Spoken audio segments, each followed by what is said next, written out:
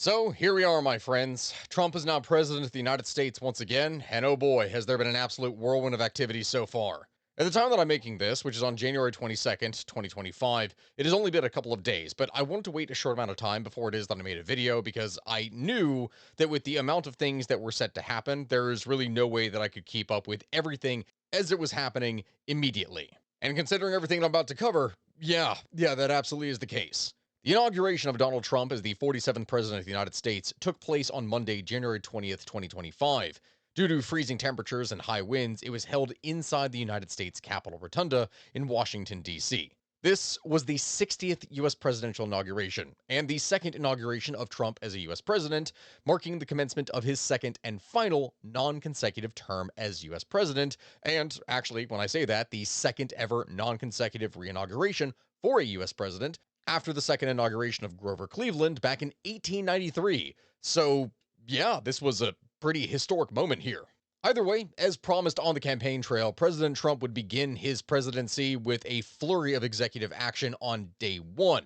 With his opening rounds of memoranda and executive orders, Trump would repeal dozens of former President Joe Biden's actions. He'd begin his immigration crackdown, withdraw the United States from the Paris Climate Accords, try to keep TikTok open in the United States, amongst many other things, including pardoning hundreds of people for their roles in the January 6, 2021 riots.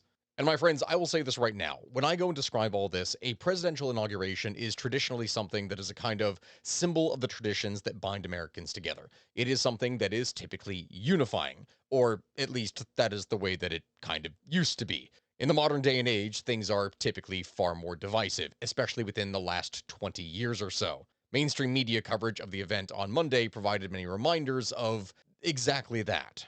In fact, some of the divisions that marked Trump's first term became all the more evident as the day went on. When Trump would address supporters in Emancipation Hall shortly after his inaugural, the speech was carried on all broadcast networks, CNN and Fox News Channel, and more, but MSNBC, which leans left, didn't really show much of it, and instead showed former President Joe Biden addressing his supporters at the same time while silencing the voice of the current president. After Trump would speak in his second speech, CNN's Jake Tapper would note that, quote, there were a lot of falsehoods, and brought in a fact checker to go over the remarks that Trump made.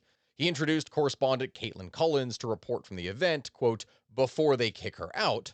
And all of this just seemed to be new events in another reference to when Trump would fight with CNN when he was first in office and would label them a fake news network. I mean, depending on where it is that you were getting your news from, different news websites were offering widely different reports on what his inaugural address was, how it was framed, etc., etc.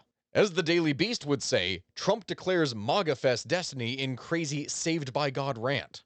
On the other side of the spectrum, you would have the Daily Wire, which would say, Biden-Harris stay seated as Trump gets standing ovations talking about God saving his life. I mean, my friends, I'm not giving you my opinion on this. The sheer amount of polarization in news media is utterly insane. And I am saying this for two reasons right now. One, because despite all of my efforts to stay neutral in my last video on Canada, I was accused consistently in the comments of simultaneously being a lefty Justin Trudeau fanboy and yet also a right-wing America nut. I was accused of anything and everything, which is honestly normally how it goes when you try to stay neutral.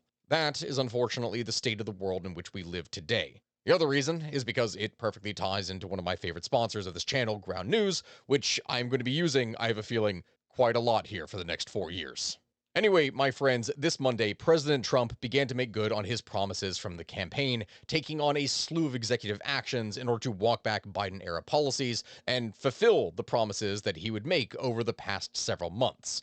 These would be the initial steps taken that are likely to change domestic and international geopolitics as we know it, and the consequences or benefits or anything and everything from it are yet to be seen. And when I say that, due to the number that have happened in the last couple of days, we're not going to be necessarily talking in detail about every single one, but I will be diving into and explaining some of the more important and immediate ones because they're going to have wide-reaching effects. But my friends, I just need to go ahead and say something before it is that we go any further. As you all are aware, we largely cover history behind geopolitical issues, and in many cases, this can change from geopolitics to just straight politics.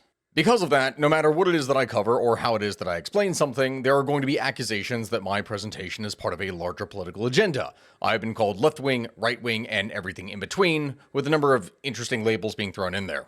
But the reality is that none of you watching this will ever actually know what my political beliefs are, and I am never going to preach them to you. Now, of course, I'm not perfect, and I will never claim to be, but unfortunately, most sources of information on the internet are just not so clean cut. Judging the bias of an information source is imperative to understanding an issue in its entirety. Like, take this issue with Panama as just an example. Depending upon where it is that you're actually getting your information from, you will find that left-wing sources tend to emphasize Trump's statements as being direct threats, using emotional language that highlights Panamanian sovereignty. Sources from the center tend to use a more analytical tone regarding potential actions and reflecting on geopolitical implications. Right-wing elements, on the other hand, focus on public sentiment about the canal's control, emphasizing socioeconomic critiques. Understanding these biases is absolutely necessary, and that is why I'm grateful to be sponsored by Ground News, an app and website that I regularly use in order to compare my information sources in the first place. What Ground News does is it gathers articles from all around the world in one place so that you can compare just how different outlets are covering the same story. You can see a source's political bias, their factuality rating to understand how reliable their reporting practices are, and, whether or not they are privately owned by a state, government, conglomerate, or whatever. This is especially important now because considering that Trump is back in office, media sources around the world, I'm telling you this right now, they're going to have an absolute field day for the next 4 years. That means that you, the audience, need to be prepared for what is coming. Luckily, Ground News is giving my viewers 40% off the Unlimited Access Vantage plan, the same one that I actually use in order to make these videos in the first place. You can click the link in my description or head on over to groundnews.com/historyofeverything. And I would strongly recommend that you do this because subscribing not only supports my work, but also an independent team that is working to keep media transparent. This is arguably one of the most important things that we could have in today's day and age. Thank you, my friends, for listening, and thank you to Ground News for sponsoring this video. And now back to the show. First things first, the big one that pretty much anyone would have on their mind and would anticipate with Trump, immigration.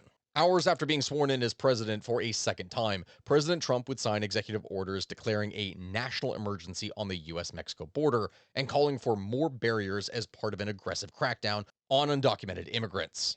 Essentially, Trump is seeking to lay the groundwork for what he calls a common sense reworking of US immigration policy, with executive orders calling for a variety of things, including cartels and gangs such as MS-13 and Tren de Aragua to be designated not just as criminal organizations, but as foreign terrorist organizations. Along with this, the United States is set to use the Alien Enemies Act of 1798. We're talking about something of over 200 years in order to use federal and state law enforcement to go after those connected to those groups within the United States. And my friends, when I say that, that is a massive shift in policy. And for those curious on this channel, well, you should let me know in the comment section below if you would like to see a video specifically dedicated to these gangs and their impact in Mexico and on the border, because there is a lot to be said there. In many cases, these gangs are pretty much little countries in and of themselves, their own kind of government. Along with this, another order would be to reinstate the Remain in Mexico policy for asylum seekers in the US-Mexico border, which ends a policy in which different asylum seekers were released into the US while their cases were being considered for immigration courts. For clarification, this whole thing is tied to the CPB-1 app, which a lot of you looking at me right now probably don't even know what that is in the first place, so I need to explain. On October 28, 2020, U.S. Customs and Border Patrol, CBP, would launch a mobile device application called CBP-1 so that travelers could go and access certain agency functions on mobile devices. Over the last 4 years, the agency would expand CBP-1's uses. The app became really the only way that migrants arriving at the US-Mexico border seeking asylum at a port of entry could pre-schedule appointments for processing and maintain guaranteed asylum eligibility. As time went on, CBP-1 became the only real way that Nicaraguans, Haitians, Cubans, and Venezuelans were able to go and submit their biometric information to CBP in order to try and process their own claims for asylum. And this, however, is gone now. At least for now, I mean. Because moments after Donald Trump took office, U.S. Customs and Border Protection would announce Monday that CBP-1 app that had worked as recently as that morning was no longer going to be used in order to admit migrants. For anyone who's been watching anything on the news or seen stuff on social media, you probably have seen images or videos of people crying or raging down at the border as everything shut down. After all, some people at the border had waited months for an appointment, only to miss the cutoff by simply a few hours, with people early in the morning getting it, but those scheduled for the afternoon stuck. Now, the fate of the app remains uncertain after it had facilitated entry for nearly a million people since January of 2023, and the fate of the people who are waiting is even less certain.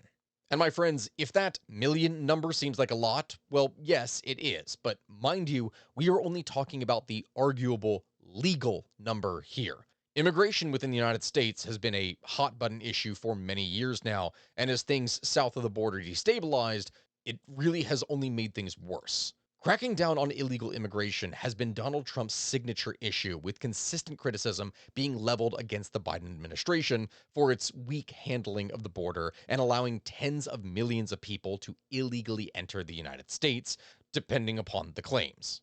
Just to get an idea of the number that we're talking about here, US border officials would record encounters with migrants. And when I say encounters, these include people who attempted to cross illegally and were caught, and people who did try to enter legally but were deemed inadmissible, like they weren't allowed to go in. And under Biden, those encounters would rise to record numbers. Since January of 2021, when Joe Biden came into office, there were more than 10 million encounters. 10 million, with over 8 million of those coming over the southwest land border with Mexico. And when I say that, this is a number that had dropped sharply over the course of the pandemic. So it is only once things began to really open up heading into later 2021, 2022 that things started to go up again. So it is an even shorter time frame that we're talking about here. For reference, under the Trump administration, there were 2.4 million encounters on the border, and we're talking about 10 million here. Of course, when I say that, I need to go ahead and explain the number of encounters is not a count of individuals who stay in the US, as some migrants will be returned and the same person can be recorded trying to enter multiple times. This happens a lot. So 10 million encounters could easily equate to 8 or 8.5 million people, with tens of thousands trying to repeatedly get in. Some people maybe dozens of different times. So, the numbers are a bit different than what someone would just say online. And in addition, those figures don't include people who already would have crossed the border undetected. As for those numbers, well, it is next to impossible to really prove. Estimates suggest that there are between 11 and 14 million undocumented immigrants in the United States, although Trump has claimed over the course of his campaign that the number is closer to 20 or 25 million. But of course, due to the nature of what we are talking about here, with people being undocumented, it's kind of hard to verify. His administration has prioritized the deportation of 655,000 individuals with criminal records and 1.4 million who have already received deportation orders but simply have not left or have not been forced out because of the previous administration. And so, in response, there are many undocumented immigrants that are seeking refuge through pro bono legal services and sanctuary programs in cities like Chicago and New York. However, the administration has issued warnings to officials and organizations that aid undocumented individuals, threatening felony charges for providing protection, though this is something that has only increased tensions within certain cities. And so, my friends, listen, I have talked about immigration before in previous videos dealing with other countries. It is a topic that, regardless of what I say, it's going to prove contentious, as people have very strong opinions about it. Whether we are talking about legal or illegal immigrants, it's going to be a massive can of worms. That goes double for describing literally anything within the United States, as the US is home to more foreign-born residents than any other country in the world. In 2022, immigrants comprised of around 14% of the US population, and that is just direct immigrants.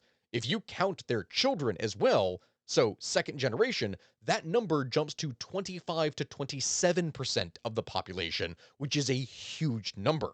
Until the year 2013, almost all those trying to cross the US Mexico border were Mexican, or at the very least, they were Hispanic, and most individuals were seeking work as economic migrants.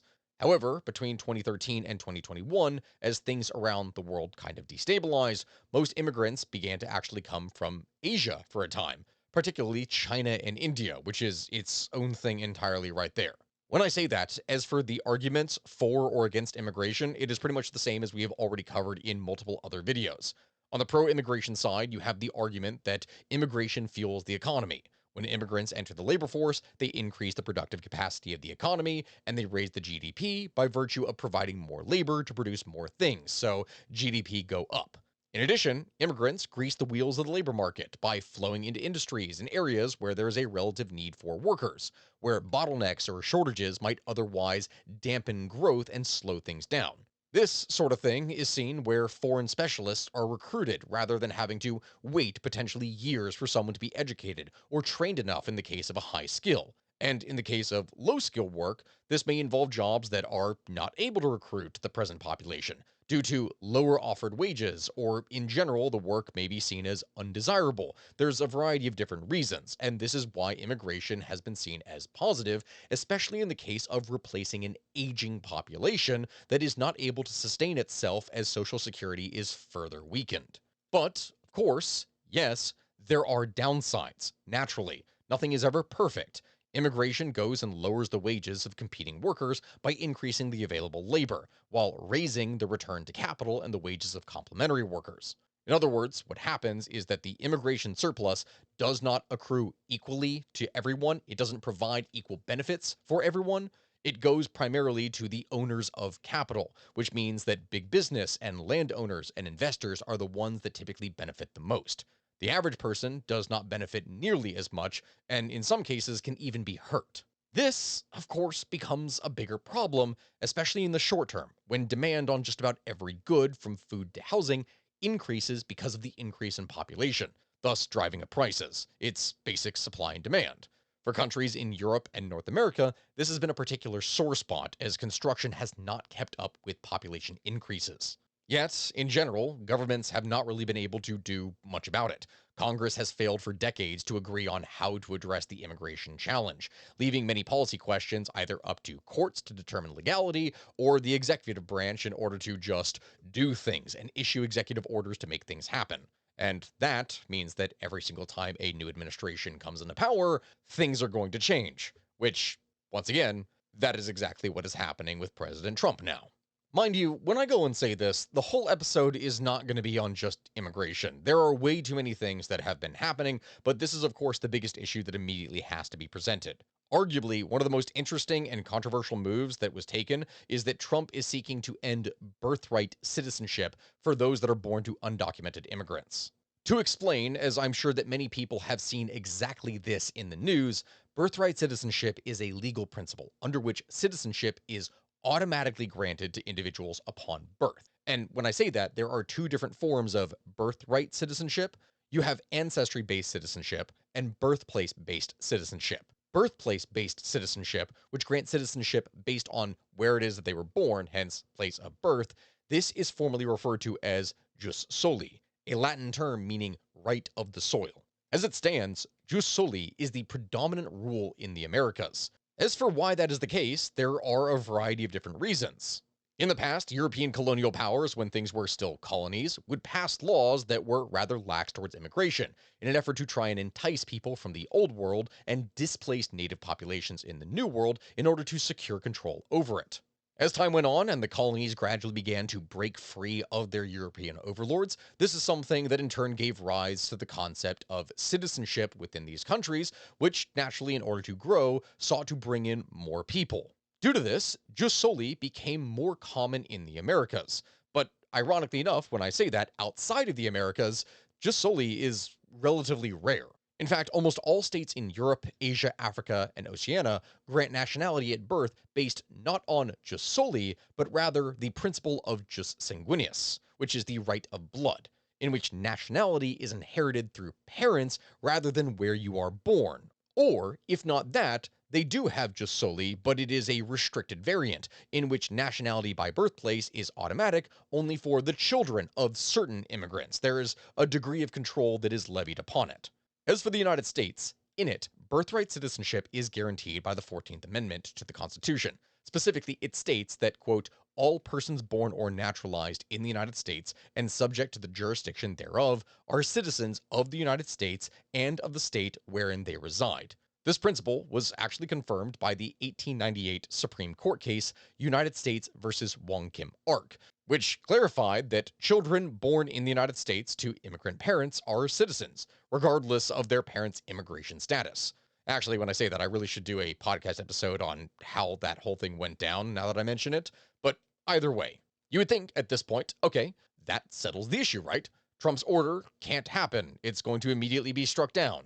Well, there is actually a little bit more wiggle room there than you would probably think. See, there are basic exceptions to birthright citizenship in the United States, which, by the way, is one of the most wide reaching and encompassing in the world. There is significantly more freedom and ability to get one's citizenship for the US versus most other places.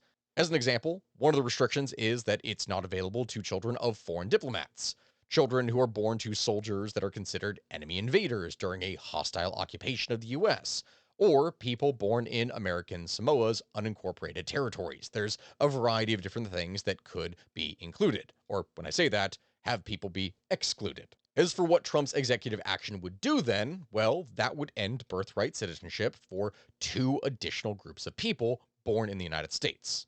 One, when that person's mother was unlawfully present in the United States and the father was not a United States citizen or lawful permanent resident at the time of the person's birth, or when the person's mother's presence in the United States at the time of said person's birth was lawful but temporary, such as if, a person had a temporary visa, they were visiting the United States under a visa waiver program, or as a student, or a work visa, or a tourist visa, something like that. And the father was not a United States citizen or lawful permanent resident at the time of said person's birth. In other words, unlike what you may have seen in the media, this is not something that suddenly revokes the citizenship of people. That is not the case whatsoever. If one parent is an American citizen or a permanent legal resident, then there is nothing that changes. What this is simply doing is limiting the ability of a person to come over illegally, have a child, and then years later use that child in order to be able to gain citizenship priority because of, the fact that they now have a close blood relative who is a citizen. Either way, that is the simple way to explain it, and this is going to have massive legal ramifications. This is going to be a major fight and will likely end up before the Supreme Court before long. In fact, a group of 18 Democratic state attorney generals have already sued the Trump administration, and they did this on Tuesday over its executive order titled Protecting the Meaning and Value of American Citizenship. Two other lawsuits have been filed, and I can only imagine that significantly more will follow. As for what is actually going to happen from that, we don't know. We will see with time, and either way, there is plenty more to cover, as that is only one aspect of the changes that are coming. Next up, energy. Along with the immigration issue, Trump would declare a national energy emergency, ordering expedited, deregulated drilling as he repeatedly vowed over his campaign to drill, baby, drill. As an example of this, one order specifically targets energy production in Alaska, rescinding former President Biden's protections around the state's coastal areas. In a separate memorandum, Trump would pause offshore wind leasing in federal waters, saying, quote, "The heads of all other relevant agencies shall not issue new or renewed approvals, right-of-way, permits, leases, or loans for onshore or offshore wind projects, pending a review of federal wind leasing." That is an interesting and very specific action that was done, but in addition to that, we also have to come back full circle for the Paris Climate Treaty, because he would sign an order withdrawing the US from the Paris Climate Agreement again. Which, when I say again, Trump had already pulled out of the pact during his first term once, but Biden would go and rejoin the deal in a day one order of his own. Now that Trump is back in office again, he's doing it again. So that's fun. I feel like we're going to flip-flop back and forth depending on how things look for future presidencies. Anyway, the annoying part about all that is that it's not something that just happens immediately, so if someone wanted to resolve it quickly, that's not going to happen. It takes about a year to withdraw from the agreement, so yeah, we're doing that again. Along with that, Trump would also take aim at the Biden administration's federal procurement targets for clean power, for electric vehicles, and other energy goals.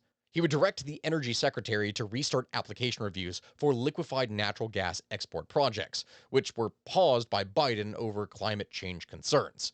In this case, no, energy was going to be increased, production was going to be increased, and this could be now exported. As for the car issue that I mentioned, yeah, Trump would revoke a 2021 Biden executive order that set a goal for 50% of US vehicle sales to be electric by 2030, which on that own, I don't think that was going to be happening anyway, but in this case, it's now being rescinded. Which, honestly, kind of does make sense, as foreign investment is now pouring into the United States, driving up the value of the dollar, which, by the way, is a video that I will likely have to do on its own. it will be interesting to see where the future developments within the country occur. Let me know in the comments if you want to see that video, because that is something else that is happening right there. Either way, moving on to social issues.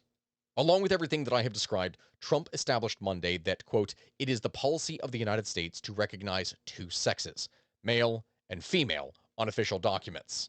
This is an issue that had not been addressed before, but as the executive order would read, quote, these sexes are not changeable and are grounded in fundamental and incontrovertible reality. While this most certainly was not a neutral statement, Trump simultaneously did not immediately ban trans military personnel from serving, as he did under the first administration that he operated. However, at the same time, this is something that potentially paves the path to revive that ban and do so again. This is something that would only work in conjunction with the ordering of the dismantling of government diversity, equity, and inclusion initiatives within 60 days, the DEI programs. As one example of what I'm talking about, in his Tuesday order, Trump would specifically direct the Federal Aviation Administration to, quote, immediately return to non-discriminatory, merit-based hiring as required by law and rescind DEI initiatives. In a separate order, Trump would order all executive departments and agencies to terminate what he called discriminatory and illegal preference policies, programs, guidance, and other provisions, and to combat illegal private sector DEI preferences, mandates, policies, programs, and activities. And look, when I say that, we have spoken before about discriminatory and preferential hiring practices in places like South Africa and others, where they were done in an effort to right the wrongs of the past, but oftentimes came with very mixed or poor outcomes. What would happen now within the United States, though, with that same thing being done, is yet to be determined. Federally, though, a lot more happened, and at this point, I'm just going to need to list all of these in rapid order in order to be able to try and end off this video, because oh dear God, again, I said I cannot go into every single detail about every single one of these. Trump would sign several other provisions that would impact government workers, such as requiring a full-time return to in-office work for federal employees, no more working from home, and at the same time, ordered a hiring freeze on government positions. Now, the hiring freeze does not apply to everyone. It does not apply to the military or to immigration enforcement, national security, or public safety, all of which are going to be needed for the mass deportations that Trump wants to enact. At the same time that he did this, he would also reinstate his first-term Schedule F executive order, which would make it easier to fire civil servants. That order is something that could strip employment protections from thousands of federal employees, making it easier to remove them. Whether that is due to their jobs being redundant or whether or not they do not enact the policies of the government, that is yet to be determined. Employees, technically speaking, are not required to personally or politically support the current president, yes, but what they are required to do is faithfully implement administration policies to the best of their ability, as the order says. So if they do not do this, they can be fired. Along with these things, Trump would sign an order pulling the United States from the World Health Organization, a process that he had started back in his first term and is something that has been somewhat controversial to say the least, especially over the course of the pandemic. Monday's order would say that the U.S. was going to withdraw, quote, due to the organization's mishandling of the COVID-19 pandemic and other global health crises, its failure to adopt urgently needed reforms, and its inability to demonstrate independence from the inappropriate political influence of WHO member states. The issues with the WHO is, again, something that probably deserves its own video, and I feel like a broken record going and saying that. Either way, along with that, more orders would be signed, such as orders that ensure government agencies do not, quote, unconstitutionally abridge the free speech of any American citizen, this being in response to what Trump and his allies considered censorship under Biden. Along with this, as previously said, he would order a review of trade practices and agreements, including tariffs. He would provide pardons for rioters from January 6th, and he would formally establish the Department of Government Efficiency, or DOGE, which, again, I say that, is definitely going to have to be its own video in the future, and much, much, much more, including renaming the Gulf of Mexico to the Gulf of America, which, yeah, that's definitely not something that I expected to actually happen here at this time. All in all, quite a bit happened, and at this point, we have not even scratched the surface of what is to come. Trade deals and tariffs, negotiations with China and Russia, TikTok, expansion into Panama over the canal and Greenland, the sheer amount of things set to happen are difficult to keep track of, and this is just the first week. At this point that I'm even making this, the first 3 days. Really, as the one famous curse goes, may you live in interesting times. Well, my friends, at the time that I'm making this is going to be interesting. That is for sure.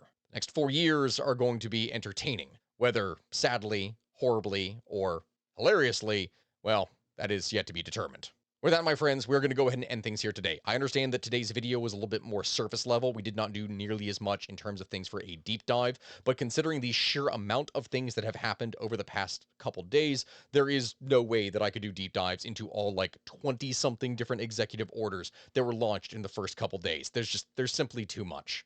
Let me know in the comment section below if there's anything else that you would like to see next. I know that I'm going to be making a video here next on Greenland and Panama and the origin behind that whole debate, so look forward to that, and thank you all for watching. If you'd like to support my channel, make sure that you like, comment, subscribe, or even go and check out my merch. I would greatly appreciate it, as this shirt that I have right now, the More Money, More Problems, is actually set to disappear here soon.